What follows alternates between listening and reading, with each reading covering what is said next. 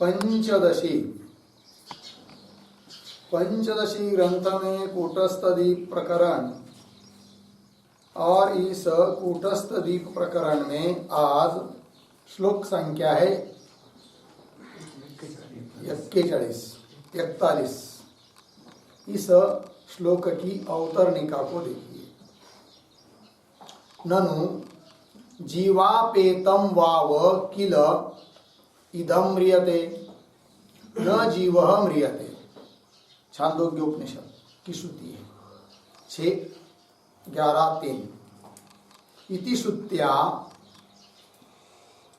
अस्य औपाधिकस्य अपि अविनाशित्वं प्रतिपाद्यते इति आशंक्य।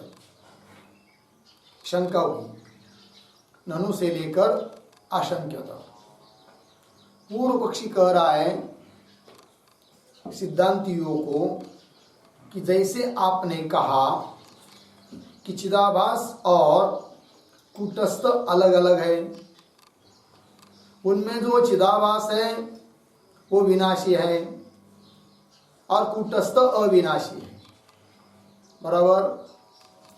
किंतु एक श्रुति ऐसी भी है कि जो इस चिदाभास को भी बताती है कि वो मरता नहीं है, अर्थात वो भी नित्य हुआ। कौन वो श्रुति है? तो श्रुति दिया ननु तो जीवापेतम, अपेतम शब्द का अर्थ होता है रहितम, तो जीव भाव से रहित वाव ये प्रसिद्धि अर्थ का द्योतक है अव्यय, क्यों एव अर्थ है उसका। तो जीवापेतम जीव रहित ही किल निश्चय से इदम म्रियते, इदम शरीरम। इदम शब्द का अर्थ क्या लेना है? शरीर।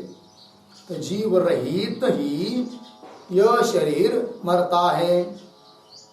न जीव म्रियते, जीव नहीं मरता है। जीव मतलब चिदाभास रूप जीव मरता नहीं है, अर्थात नित्य है, अर्थात अविनाशी है। तो जैसा कूटस्थ अविनाशी है वैसा चिदाभास भी क्या हुआ? अविनाशी। इति श्रुत्या, इस श्रुति के द्वारा अस्य चिदाभासस्य औपाधिकस्य अपि, उपाधि वाला वो होने पर भी अविनाशित्वं प्रतिपाद्यते, वो अविनाशी है ऐसा प्रतिपादन किया जाता है। प्रतिपाद्यते के कया प्रतिपाद्यते? श्रुत्या प्रतिपाद्यते। श्रुत्या किम प्रतिपाद्यते? श्रुत्या अविनाशित्वं प्रतिपाद्यते। श्रुति के द्वारा अविनाशित्व का प्रतिपादन किया जा रहा है। श्रुत्या कस्य अविनाशित्वं प्रतिपाद्यते? श्रुत्या अस्य औपाधिकस्य चिदाभासस्य अपि अविनाशित्वं प्रतिपाद्यते। लग गया अर्थ? ये शंका हुई। अब उत्तर दे रहे तस्याः श्रुतेः देहांतर प्राप्ति विषयतया न अत्यंतिक नाशा भाव परत्वम इत्याह। तो सिद्धांति कह रहे अरे भाई, वो जो जीव के बारे में जो बता रही है श्रुति की न म्रियते, इसका मतलब उस श्रुति ने कूटस्थ की तरह अत्यंतिक नाश का अभाव कहा, ये नहीं है। कभी उस जीव का, औपाधिक जीव का नाश होता ही नहीं है, ये नहीं कहा। क्योंकि औपाधिक रूप का तो उपाधि के निमित्त से नाश होता ही है। फिर क्या कहा है? तो कौन सी बात को बताती है ये श्रुति? तब कह रहे हैं कि तस्याः श्रुतेः देहांतर प्राप्ति विषयतया।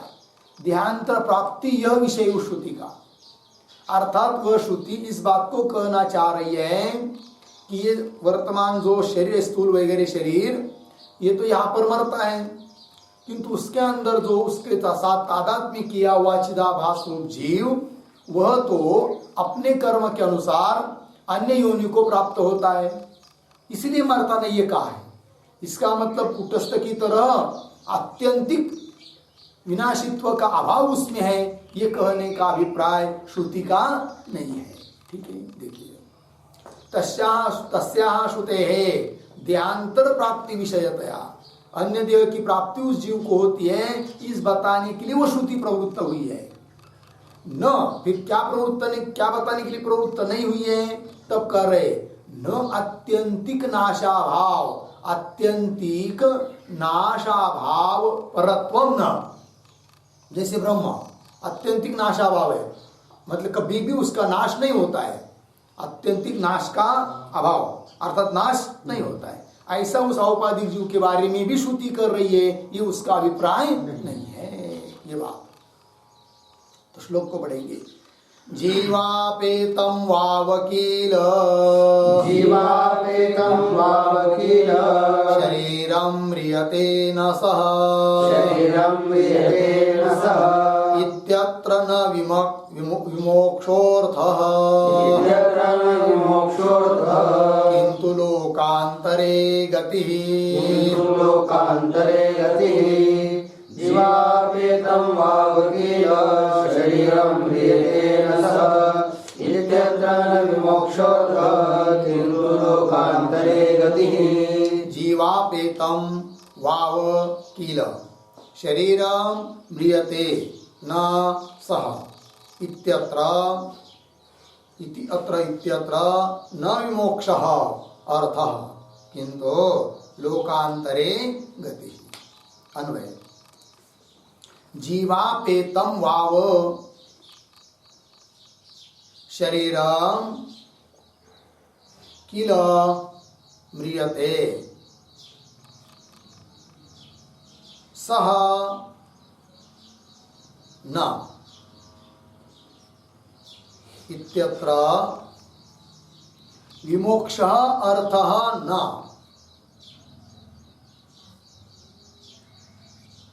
किंतु लोकांतरे गति।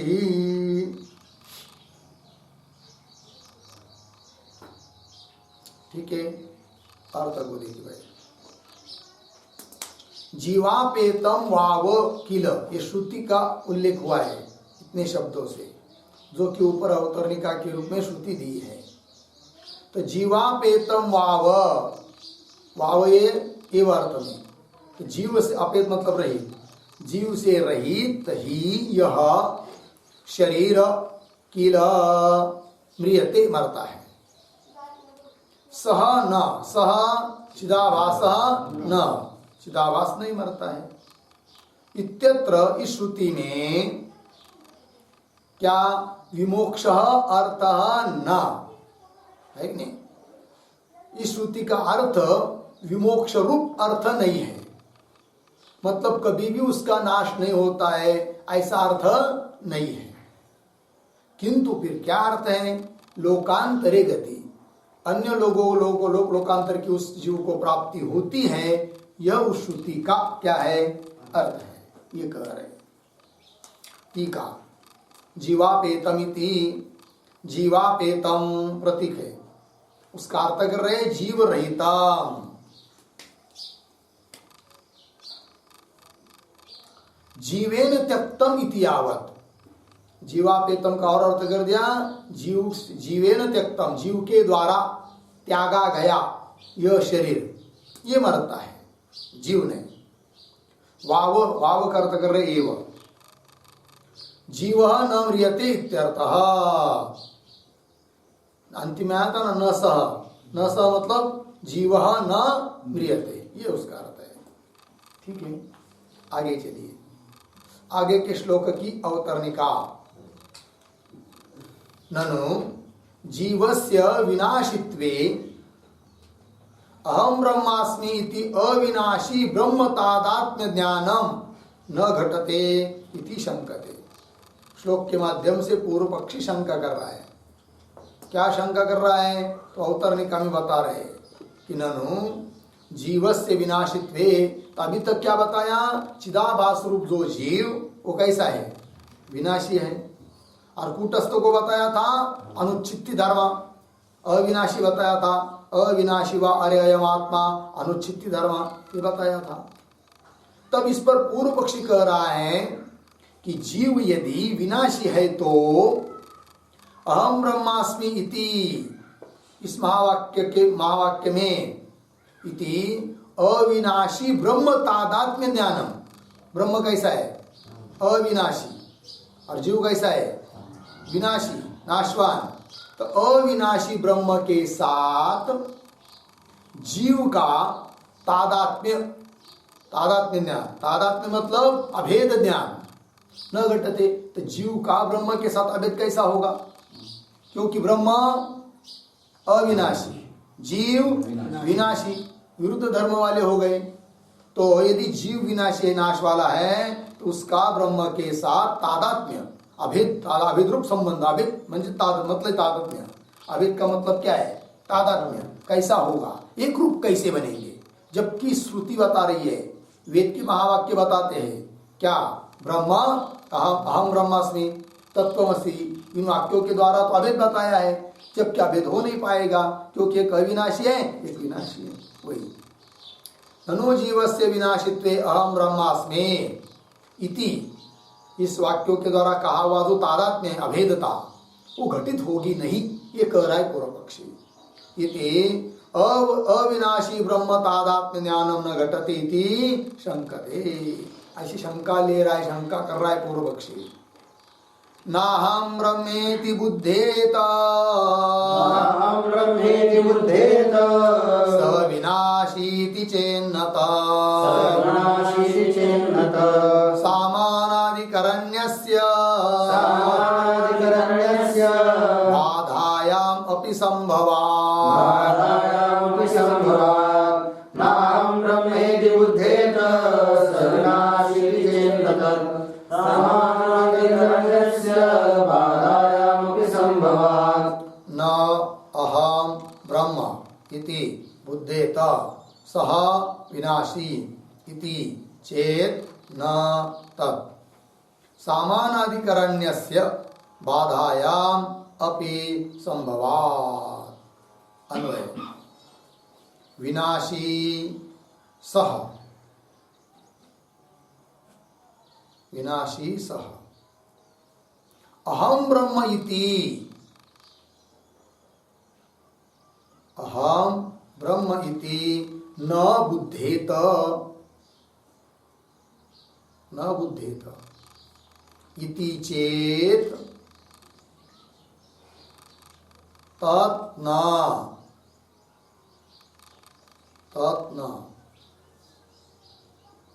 नीचे की पंक्ति सरल, सामानाधिकरण्यस्य बाधायाम अपि संभवात्। ठीक है, अर्थ को देखिए। तो विनाशी सह, विनाशी मतलब नाशवान, कौन? सह, सह चिदाभास रूप जीव।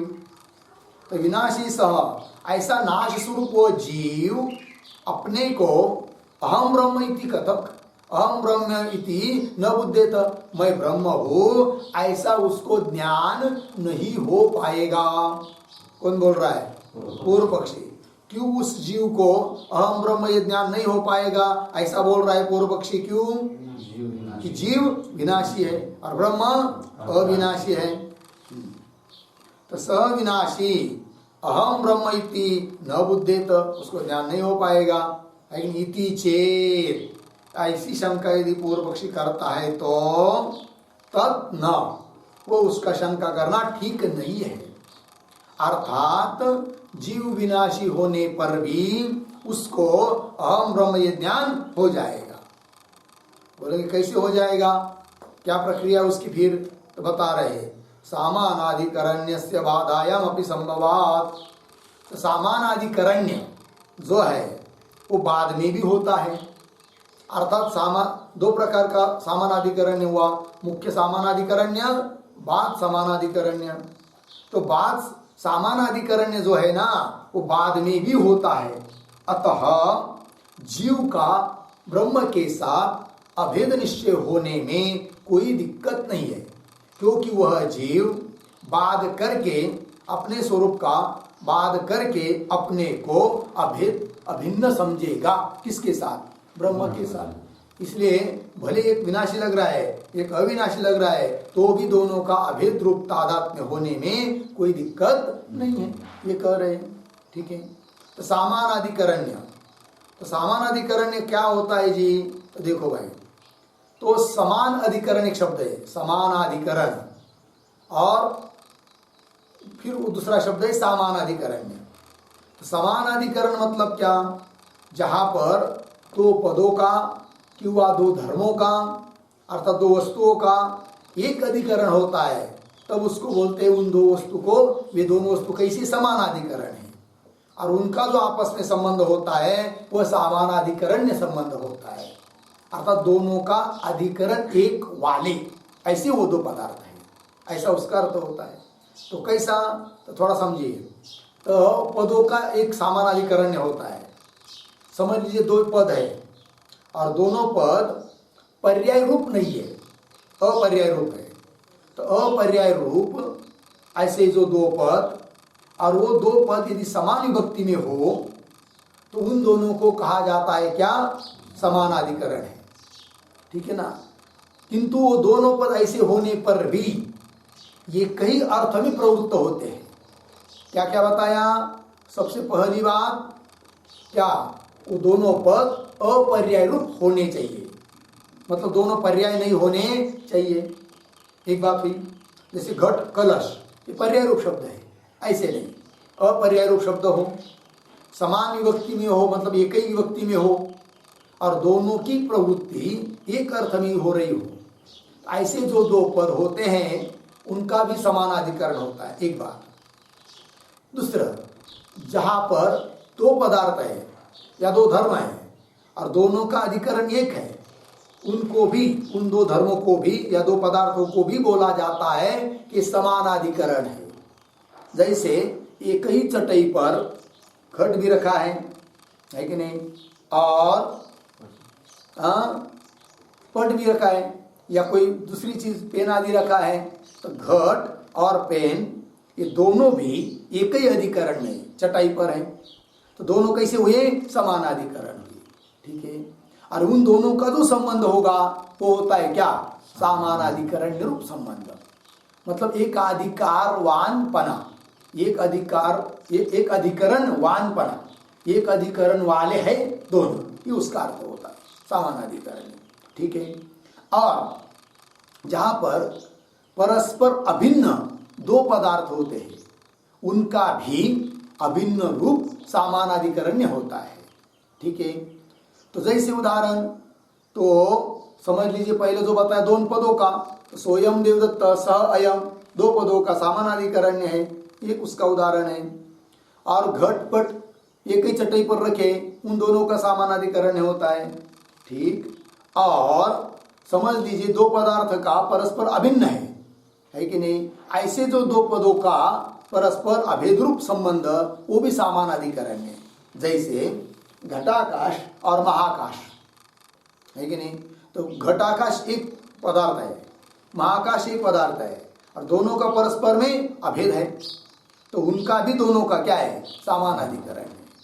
और वो समानाधिकरण्य दो प्रकार का, एक मुख्य समानाधिकरण्य और एक होता है बाध समानाधिकरण्य। मुख्य समानाधिकरण्य का ही एक दूसरा नाम है अभेद समानाधिकरण्य। मुख्य समानाधिकरण्य, तो मुख्य समानाधिकरण्य किसका किसके साथ होता है? जिसका जिसके साथ हमेशा अभेद होता है उसका उसके साथ क्या होता है? मुख्य समानाधिकरण्य। जैसे घटाकाश का महाकाश के साथ समानाधिकरण्य कैसा? मुख्य समानाधिकरण्य। कूटस्थ का ब्रह्म के साथ समानाधिकरण्य कौन सा? मुख्य समानाधिकरण्य। और दूसरा है बाध समानाधिकरण्य। तो दो पदार्थों में से एक के स्वरूप का बाध करके जब उसका दूसरे पदार्थ के साथ अभेद होता है तब उसको कहते हैं क्या? बाध समानाधिकरण्य, है कि नहीं। जैसे उदाहरण, रास्ते में जा रहे हैं और वहां पर रखा था क्या? पुरुष है समझ लीजिए, रात के समय में, किंतु ऐसा लगा स्थाणु है, स्थाणु अयम, ये ज्ञान हुआ, किंतु वो भ्रम रूप ज्ञान है। जब बाद में पता चला तो पूछा तो कहा है भाई स्थाणु? अरे नहीं, स्थाणु भी कोई नहीं था, यह पुरुष है। तो अयम स्थाणु पुरुष, दो शब्द यहाँ पर, स्थाणु और पुरुष, है कि नहीं? तो ये स्थाणु ही पुरुष है। अब बताओ स्थाणु कैसा पुरुष हो सकता है? क्योंकि स्थाणु अलग चीज है, पुरुष अलग चीज है। स्थाणु मतलब होता है लकड़ी का खोड़, लकड़ी का जड़, है कि नहीं, वृक्ष का जड़, और पुरुष पुरुष होता है, दोनों का भेद हो नहीं सकता, एक है कि नहीं? तो भी बोला जा रहा है कि अयम स्थाणु पुरुष, यह स्थाणु पुरुष है। स्थाणु पुरुष मतलब क्या?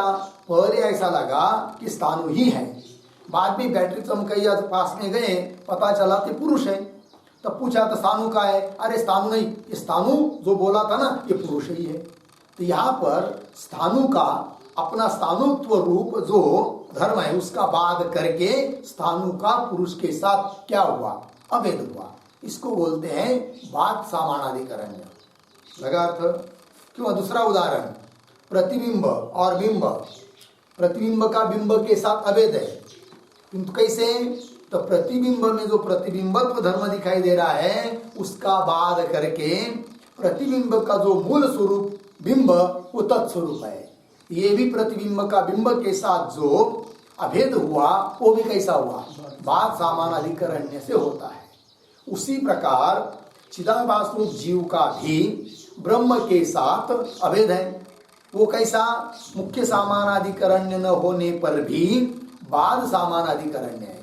ठीक है ना? मतलब चिदाभास अपने में प्रतीत होने वाले जो धर्म है, विनाशित्व, कर्तृत्व, भोक्तृत्व इत्यादि धर्मों का, जीवत्व, परिचिन्नत्व इत्यादि सभी धर्मों का बाद करके क्या बात करेगा? वो सोचेगा ये मेरे में दिखाई देने वाले सब धर्म उपाधि के कारण है।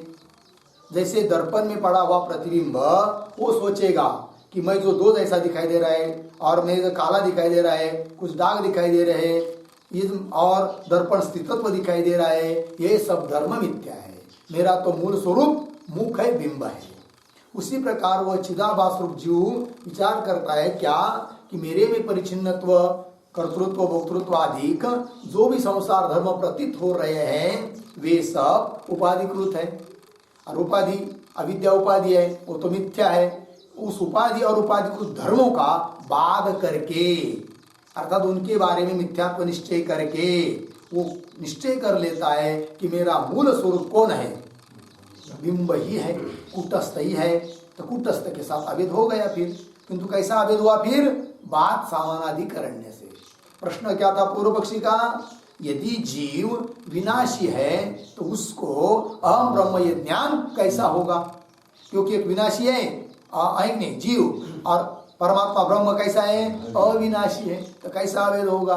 तो उसका उत्तर दिया बाद करके, मतलब जीव में प्रतीत होने वाले जो भी उपाधिकृत धर्म हैं उन धर्मों का बाद करके वह जीव अपने को कूटस्थ रूप समझेगा। इसी को कहते बाद सामानाधिकरण्य।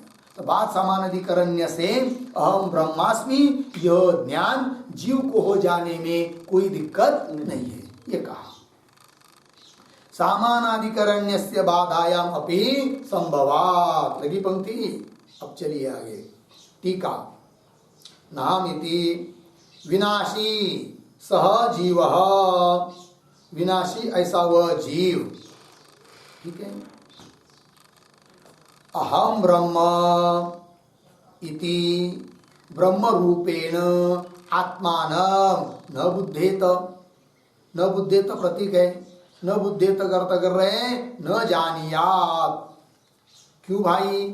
तो विनाशी अविनाशिनो हो एकत्व विरोधात हेतु दिया। इति चेत, या तक पूर्व पक्षी है। श्लोक में भी पूर्वार्ध के अनुसार इति चेत तक पूर्वार्ध में पूर्व पक्ष ने क्या की है? शंका ही की है। उसी शंका का अनुवाद टीकाकार कर रहे हैं। तो देखिए क्या कहते हैं। तो विनाशी सह जीव, विनाशी ऐसा वह जीव, अहम ब्रह्म मैं ब्रह्म हूं इति इस रूप से, ब्रह्म रूपेण ब्रह्म रूप से, आत्मानम अपने को, न बुद्धेत, न बुद्धेत नाम न विजानियात, न जानियात नहीं जानेगा। क्यों नहीं जानेगा? हेतु दे रहा है पूर्व पक्षी। क्या? विनाशी अविनाशिनो हो एकत्व विरोधा, दोनों में एक विनाशी है और एक अविनाशी है। विनाशी कौन? जीव। अविनाशी कौन? ब्रह्म। तो विनाशी अविनाशी हो एकत्व विरोधा, दोनों का एकत्व हो नहीं सकता। इति चेत, या तक पूर्व पक्षी उत्तर दे रहे, मुख्य सामानाधिकरण्याभावे अपि बाधायाम सामानाधिकरण्य संभवात्। ठीक है, तो सिद्धांती कह रहे जीव का ब्रह्म के साथ मुख्य सामानाधिकरण्य न होने पर भी बाद सामानाधिकरण्य संभव है। मुख्य सामानाधिकरण्य मतलब जिसका जिसके साथ हमेशा अभेद होता है उसका उसके साथ क्या बोला जाता है? मुख्य सामानाधिकरण्य, है कि नहीं? जैसे घटाकाश का महाकाश के साथ, कूटस्थ का ब्रह्म के साथ मुख्य सामानाधिकरण्य। इस प्रकार का मुख्य सदोदित अभेद रूप सामानाधिकरण्य जीव और ब्रह्म का न होने पर भी बाद सामानाधिकरण्य होता है, और बाद सामानाधिकरण्य होने के कारण जीव को अहम ब्रह्म यह ज्ञान हो जाएगा बुद्धेत। ठीक है, पंक्ति देखिए, इति चेत मुख्य सामानाधिकरण्य अभावे अपि बाधायाम, बाद में मतलब बात करके सामानाधिकरण संभव, अर्थात बात सामानाधिकरण्य का संभव है होने से। तो कैसा? जीव भाव बाधे न, वो क्या करेगा? अपने जीव भाव का, जीवत्व का, जीव भाव का बात करके जीव भाव बाधे न ब्रह्म भाव अवगंतुम शक्यते, अपने जीव भाव का बात करके मैं ब्रह्म हूं ऐसा अभेद हो जाएगा। ब्रह्म भाव अवगंतुम ज्ञातुम शक्यते इति आह न तत् इति। लगा अर्थ? चलिए अब आगे के श्लोक की अवतरणिका को देखिए। बाधा सामानाधिकरण्येन, मिला पंक्ति? क्या है वह? बाधा है ना, तो बाधा नहीं भाई, क्या बाध ऐसा चाहिए, खाना ज्यादा होगा। तो बाध सामानाधिकरण्येन वाक्यार्थ प्रतिपत्ति प्रकार वार्तिक कारैः सदृष्टान्त अभिहितः इति इमम् अर्थं तद्वाक्योदाहरण पूर्वकम दर्शयति। मिला?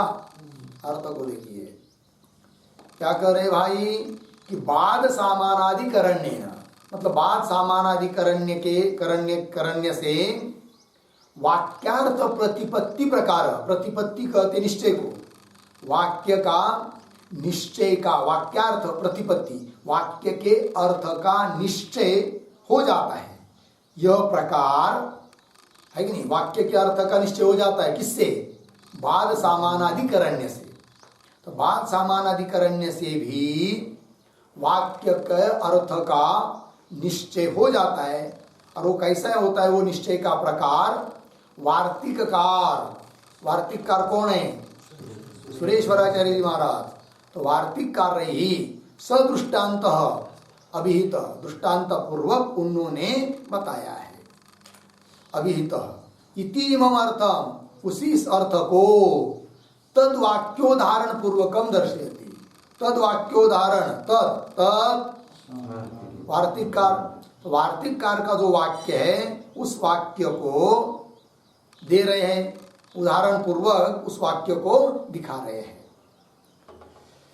योऽयं स्थाणुः पुमानेश, योऽयं स्थाणुः पुमानेश, धिया स्थाणुधीरिव, धिया स्थाणुधीरिव, ब्रह्मास्मीति धिया शेषा, ब्रह्मास्मीति धिया शेषा, यहं बुद्धिर्निवर्त्यते, यहं बुद्धिर्निवर्त्यते। योऽयं स्थाणुः पुमानेश, धिया स्थाणुधीरिव, ब्रह्मास्मीति धिया शेषा, यहं बुद्धिर्निवर्त्यते। यह अयं स्थाणुः पुमान् एषः कुन्धिया स्थाणुधिः इव ब्रह्म अस्मि इति धिया अशेषः अपि अहं बुद्धिः निवर्त्यते। अन्वय, यह अयं स्थाणुः, एषः पुमान्, एषः पुमान् पुंधिया स्थानुधि इव ब्रह्म अस्मि इति धिया, क्या ब्रह्म अस्मि इति धिया अपि अशेष अहम बुद्धि निवर्त्यते। हो गया? देखो यार, दृष्टांत दिया है। तो यह अयम स्थानु एष पुमान, तो पहले बुद्धि हुई स्थानु है करके, तो जो यह स्थानु है, फिर पता चला कि स्थानु नहीं है, क्या है? पुरुष है। पुमान मतलब पुरुष है। तो जो यह स्थानु, जिसको हम स्थानु रूप से समझ रहे थे, वो स्थानु ही पुरुष है। अब स्थानु और पुरुष इनका अभेद कैसा हो सकता है? नहीं, किंतु जिसको स्थानु समझ रहे थे वो पुरुष ही बताने का अभिप्राय है। अर्थात स्थानुत्व में जो स्थानुत्व धर्म होता है उसका बाद करके यह पुरुष ही क्या है? यह स्थानु जो बोल रहा था ना मैं, ये पुरुष ही स्थानु है, ये बुद्धि हो जाती है। तो जैसे यह पुरुष है, इस बुद्धि से यो अयम, क्या लिखा है? यह अयम स्थानु, जो यह स्थानु है, ये श पुमान, यह पुरुष है, इति पुंधिया, मतलब यह पुरुष है ऐसी बुद्धि हो जाने से स्थानुधि, अब स्थानुधि मतलब स्थानुत्व बुद्धि अब नहीं रहती है कि नहीं? उलट ये पुरुष ही स्थानु रूप से मुझे प्रतीत हुआ था, ऐसा लगता है। तो पुरुष बुद्धि होने से मतलब यह पुरुष है ऐसा निश्चय होने पर जैसे स्थानु बुद्धि निवृत्त हो जाती है, रहती नहीं है। तो पुंधिया स्थानुधि इव, स्थानुधि की तरह ब्रह्म अस्मि इति धिया, मैं ब्रह्म हूं, इस बुद्धि से भी अपि अशेष अहम बुद्धि, समस्त अहम बुद्धि, मैं जीव हूं, यह बुद्धि क्या हो जाती है? निवृत्त हो जाती है। मैं ब्रह्म हूं ऐसा निश्चय होने पर मैं जीव हूं, विनाशी हूं, है कि नहीं, कर्तृत्व भोक्तृत्ववान हूं इत्यादि धर्म से युक्त जो जीव बुद्धि थी, वह जीव बुद्धि अर्थात अहम बुद्धि निवृत्त हो जाती है, ये कहा। चलिए टीका, योयम स्थानुरिति, स्थानु एष पुमान इति अस्मिन् वाक्ये, ये वाक्य है, स्थानु एष पुमान, स्थानु एष पुमान, स्थानु कौन? ये पुरुष ही है, ऐसा। इति अस्मिन् वाक्ये, इस वाक्य में पुरुषत्व बोधेन, मतलब यह पुरुष है ऐसा ऐसा निश्चय हो जाने से, बोधेन ज्ञानेन, पुरुषत्व बोधेन स्थानुत्व बुद्धि निवर्तते, स्थानुत्व बुद्धि की क्या होती है? निवृत्ति होती है। यथा, जिस प्रकार, एवं, अब सिद्धांत, एवं अहम ब्रह्मास्मीति बोधेन, मैं ब्रह्म हूं, इस बोध से अहम बुद्धि ही, अहम बुद्धि प्रतीक है। अहम बुद्धि मतलब कैसी अहम बुद्धि? कर्ता हम अस्मि इति एवमादि रूपा, मैं करता हूं, मैं भोक्ता हूं, जन्मवान हूं, मृत्युवान हूं, इस प्रकार से जो बुद्धि है वो निवृत्त हो जाती है। फिर वो जीव स्वयं को क्या समझता है? मैं जन्म मृत्यु से रहित हूं, सच्चिदानंद घन हूं, ब्रह्म हूं, यह उसका निश्चय हो जाता है। अर्थात अपने जीवपना का बाध करके जीव में प्रतीत होने वाले धर्म वो उपाधि से थे, वो मिथ्या थे, वो मेरा स्वरूप नहीं है, मैं तो ब्रह्म हूं, ऐसा जब निश्चय हो जाता है तब जीवपना का क्या हुआ? बाध हुआ और ब्रह्म के साथ अभेद हुआ। तो बाध समानाधिकरण्य से उस जीव का ब्रह्म के साथ अभेद हो जाता है, ये कह दिया, उत्तर दिया। तो एवं अहम ब्रह्मास्मीति बोधेन, इस बोध के द्वारा अहम बुद्धि अर्थात कर्ता अहम अस्मि इति एवमादि रूपा इत्यादि स्वरूपा जो बुद्धि सर्वापि निवर्तते, वो समस्त बुद्धि क्या हो जाती है? निवृत्त होती है। लगे अर्थ? चलिए श्लोक को पढ़ेंगे। नैष्कर्म्य सिद्धावप्येव, नैष्कर्म्य सिद्धावप्येव, आचार्य स्पष्टमीरित, आचार्य स्पष्टमीरितम् सामानाधिकरण्यस्य सामानाधिकरण्यस्य बाधार्थत्वमतोऽस्तु बाधार्थत्वमतोऽस्तु नैष्कर्म्यसिद्धावप्येव आचार्ये स्पष्टमीरितम् सामानाधिकरण्यस्य बाधार्थत्वमतोऽस्तु नैष्कर्म्य सिद्धौ अपि एवं आचार्यैः स्पष्टम् ईरितं सामानाधिकरण्यस्य बाधार्थत्वम् अतः अस्तु तत् अन्वय एवं आचार्यैः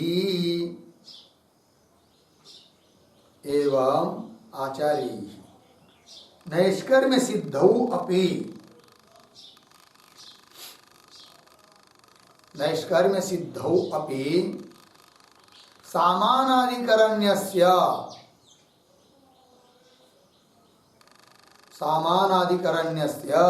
बाधार्थत्वं स्पष्टम् ईरितम् अतः तत् अस्तु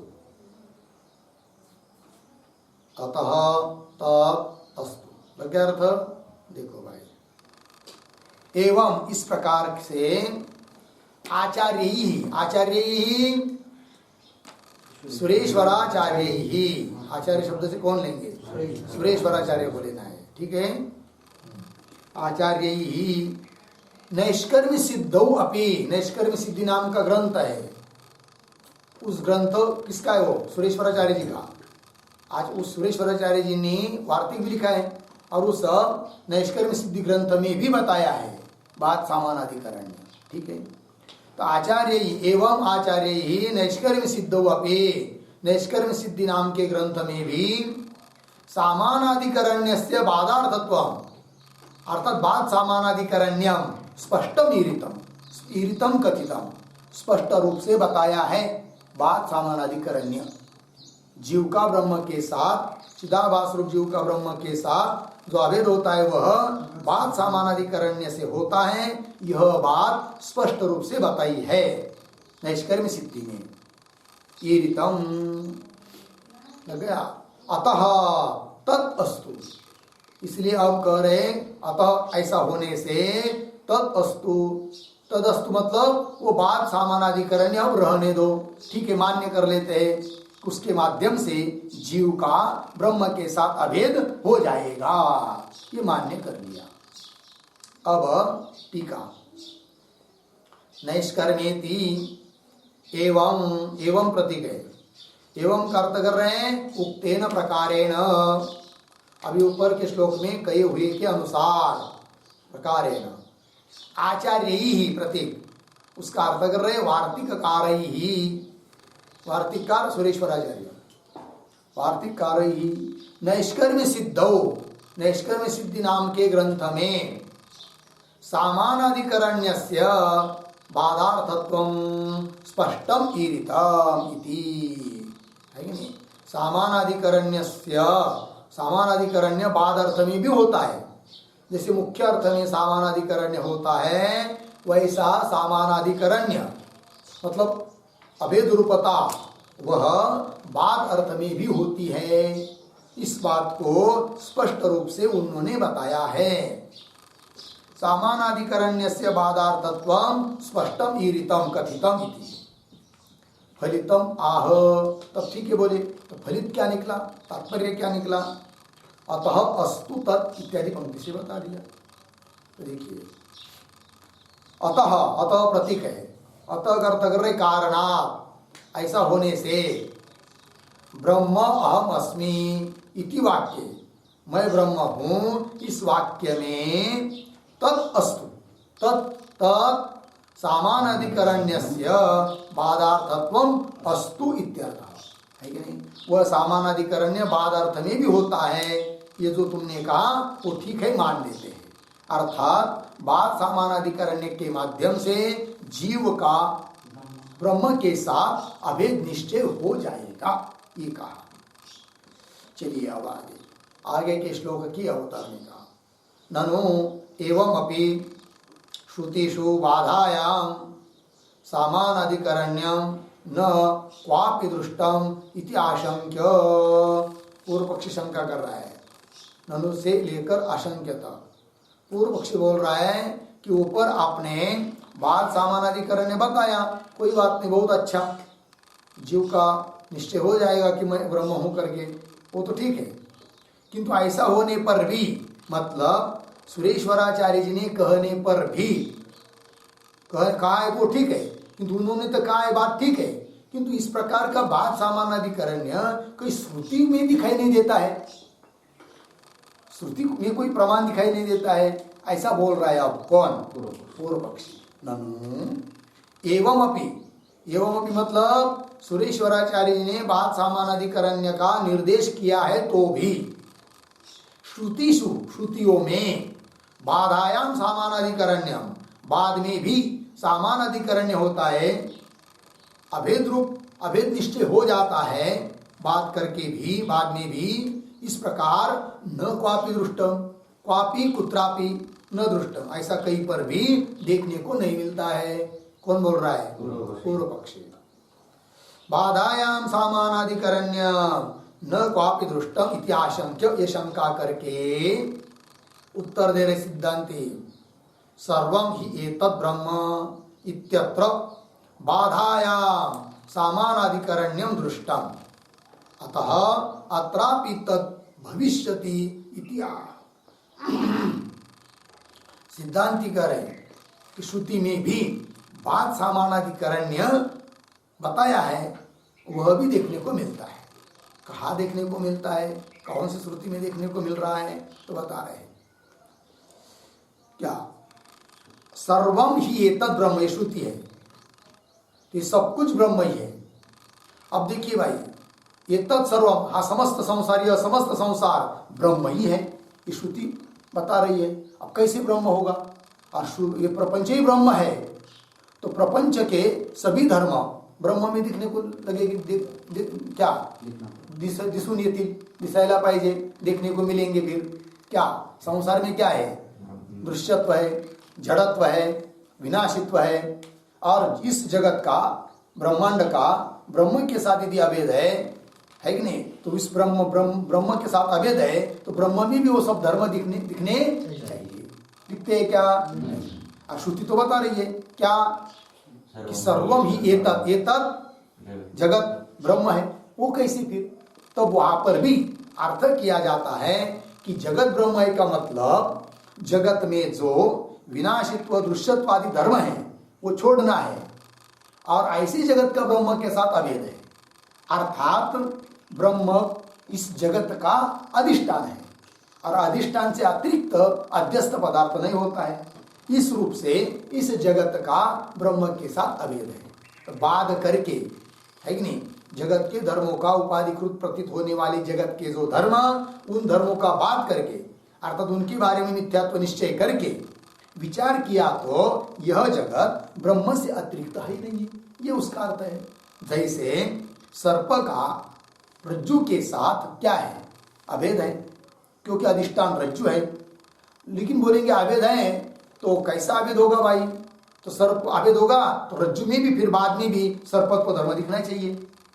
ये रज्जु है ऐसा ज्ञान हुआ, भ्रम निवृत्त हुआ, और दोनों का अभेद बताया, तो रज्जु में भी क्या दिखना चाहिए? सर्पत्व, विषपना, विषयुक्तत्व, ये धर्म दिखने चाहिए। दिखते हैं क्या? नहीं दिखते। फिर सर्प का रज्जु के साथ अभेद कैसा? तो सर्पत्व धर्म का बाद करके सर्पत्व जो प्रतीत हो रही है, प्रतीति हो रही है, वो अविद्या के कारण मिथ्या प्रतीति है, वो झूठी है। स्वरूपतः सर्प रज्जु से अतिरिक्त नहीं है, ये उसका अर्थ। उसी प्रकार यहां पर भी सर्वम ही एतद् ब्रह्म, इस श्रुति में भी इस जगत के धर्मों का बात करके वह जगत नाम का पदार्थ ब्रह्म की सत्ता से अतिरिक्त नहीं है, ये वहां पर बताना है। मतलब बात करके अभेद बताया है। तो बात सामानाधिकरण्य जैसे सुरेश्वराचार्य जी ने कहा है, वैसा श्रुति में नहीं है, ऐसा जो पूर्व पक्षी बोल रहा था उसका खंडन कर दिया। श्रुति में भी दिखा दिया क्या? बाद सामानाधिकरण्य, वही सर्वम ही एतद् ब्रह्म इत्यत्र बाधायाम सामानाधिकरण्यम, बाद में भी जहाँ बात करना पड़ता है वहां पर भी सामानाधिकरण्य, सामानाधिकरण्य मतलब अभेद संबंध, दृष्टम बाद में भी अभेद संबंध, तादात्म्य संबंध, अभिन्नता देखी गई है, दृष्टम। अतः अत्रापि, अत्रापि महावाक्ये अपि तद भविष्यति, महावाक्य में भी जीव का ब्रह्म के साथ अभेद करते समय बात समानाधिकरण्य से दोनों का तादात्म्य, अभेद, एक रूपता संभव है, ये कह रहे। लग गया अर्थ? चलिए, तद भविष्यति इत्याह। तो श्लोक सर्वं ब्रह्मेति जगता, सर्वं ब्रह्मेति जगता सामानाधिकरण्यवत्, सामानाधिकरण्यवत् अहं ब्रह्मेति जीवेन, अहं ब्रह्मेति जीवेन सामानाधिकृतिर्भवेत्, सामानाधिकृतिर्भवेत्। सर्वं ब्रह्मेति जगता सामानाधिकरण्यवत्, अहं ब्रह्मेति जीवेन सामानाधिकृतिर्भवेत्। हाँ ठीक है जी।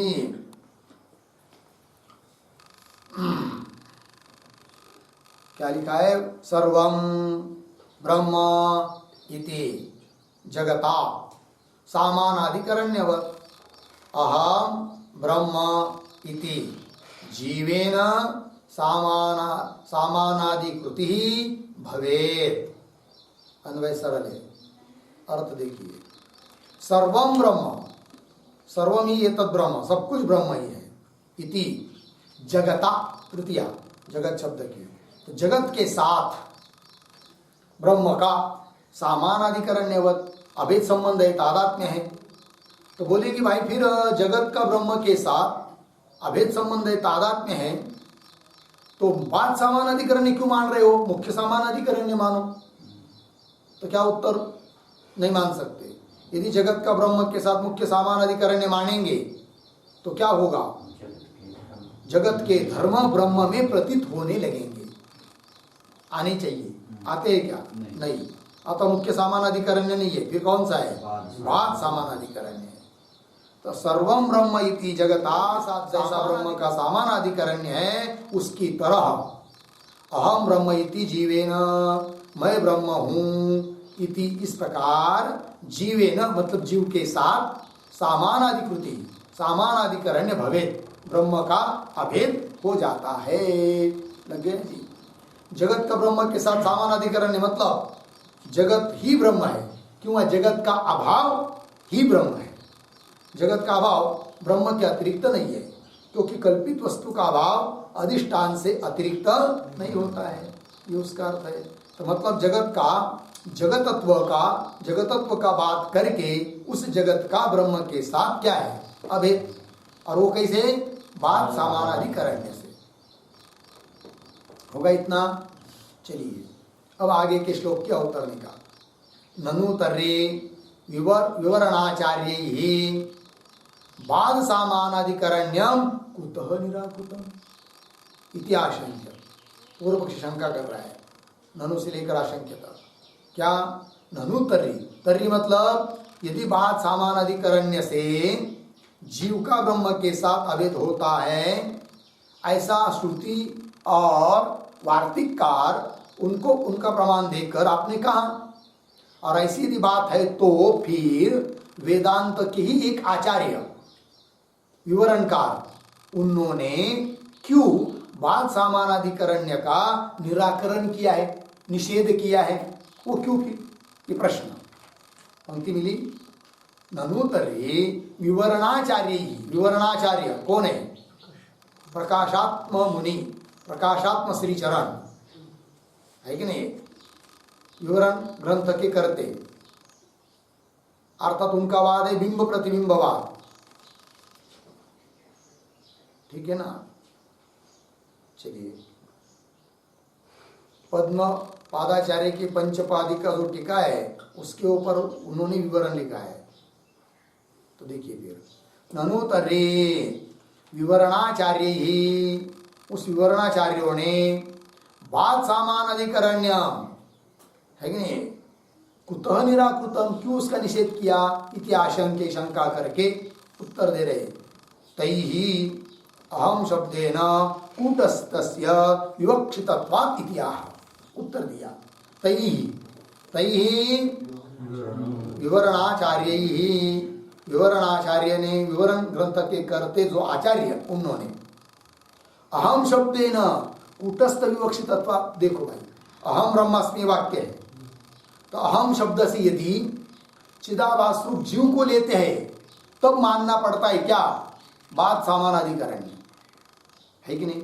किंतु यदि कोई अहम ब्रह्मास्मि इस वाक्य में स्थित जो अहम पद, अहम शब्द, उसका अर्थ यदि कूटस्थ लेते हैं तो बात सामानाधिकरण मानने की जरूरत नहीं, क्योंकि अहम शब्द का अर्थ जो कूटस्थ, उसका ब्रह्म के साथ सदोदित क्या है, अभेद ही है, अतः वो मुख्य समानाधिकरण हुआ। इसलिए उन्होंने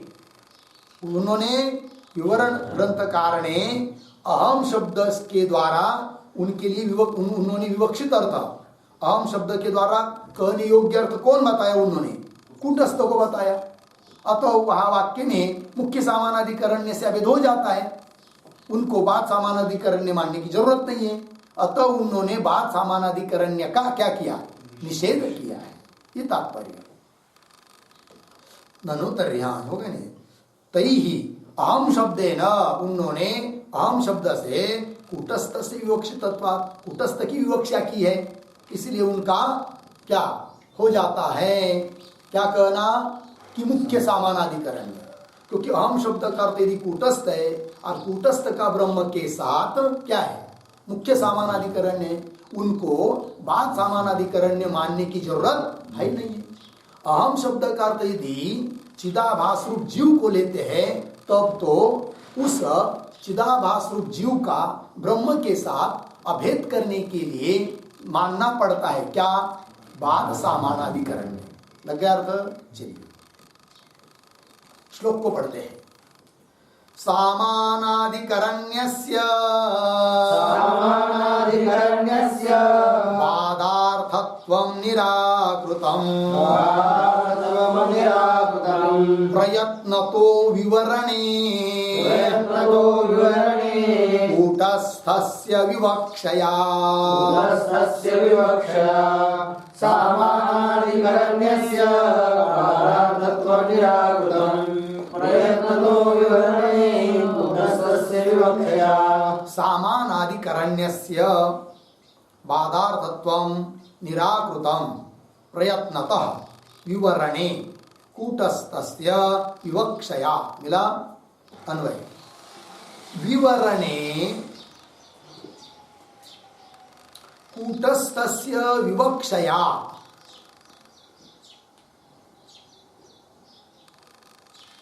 सामानाधिकरण्यस्य बाधार्थत्वं प्रयत्नतः निराकृतम्, प्रयत्नतः निराकृतम्।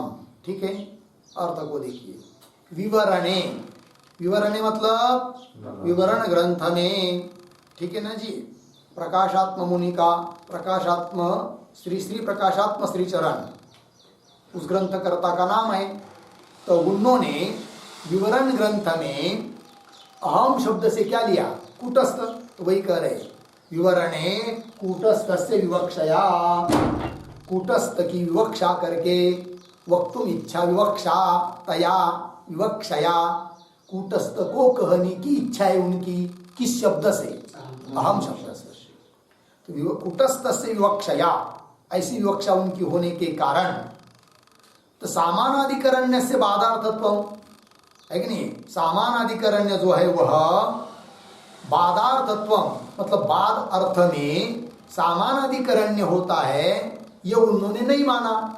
अपितु प्रयत्न तो निराकृतम, प्रयत्न पूर्वक उन्होंने उस बात सामानाधिकरण्य का क्या किया, निराकरण किया, निषेध किया।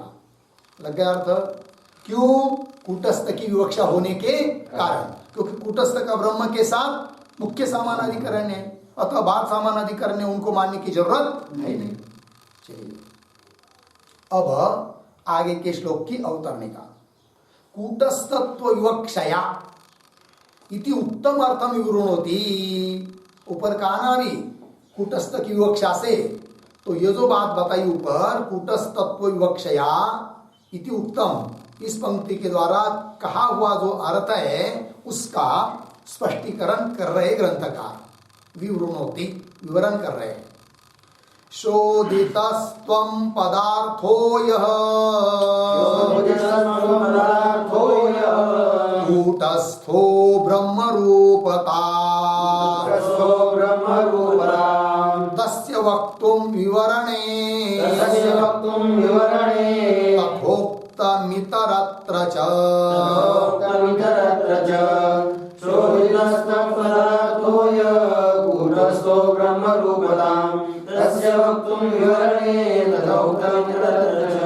शोधितः त्वं पदार्थः यः कूटस्थः ब्रह्मरूपतां तस्य वक्तुं विवरणे तथा उक्तम् इतरत्र च। अन्वय। शोधितः त्वं पदार्थः यः कूटस्थः, नीचे तस्य ब्रह्मरूपतायां वक्तुं विवरणे च इतरत्र तथा उत्तम। ठीक, अर्थ को देखिए। शोधित त्वं पदार्थ यह कूटस्थ, तत्त्वमसि महावाक्य में पद है तत्त्वम असि। ठीक है, तो तत्पद का अर्थ होता है सोपाधिक ईश्वर, त्वम पद का अर्थ होता है सोपाधिक जीव, उपाधि से जीव है कि नहीं, उपाधि भी ली जाती है जिसके साथ। किंतु जब उन पदों का शोधन करते हैं, अर्थात उनका वाच्यार्थ क्या है समझकर फिर लक्ष्यार्थ को समझते हैं और उस लक्ष्यभूत अर्थ का अभेद होता है, ये बात का इस बात का निश्चय करना रहता है। तो उन पदों का वाच्यार्थ क्या, लक्ष्यार्थ क्या, फिर अभेद किस में है, यह निर्णय करने के लिए उन पदों का जो शोधन करना है, मतलब अलग अलग समझना है, वाच्यार्थ क्या है, लक्ष्यार्थ क्या है, वही उनका क्या है शोधन। तो त्वम पद का सरल सरल शक्यार्थ कौन है, जीव, और त्वम पद का शोधित अर्थ है कौन, कूटस्थ, अर्थात लक्ष्यार्थ। शोधित अर्थ मतलब क्या, लक्ष्यार्थ कौन है, कूटस्थ। उसी प्रकार तद पद का शक्यार्थ कौन, ईश्वर, और तद पद का शोधित अर्थ कौन, ब्रह्म, उपाधि रहित, उपाधि कर हटाकर केवल ब्रह्म। तो तत्पद का शोधित अर्थ अर्थात लक्ष्यार्थ कौन, ब्रह्म। तो वहां पर भी विवरण ग्रंथकार ने जो बाद सामानाधिकरण्य का निषेध करके मुख्य सामानाधिकरण्य का है, तो उन्होंने त्वम पद का शोधित अर्थ जो कूटस्थ उसको लिया है अहम शब्द का अर्थ के रूप में।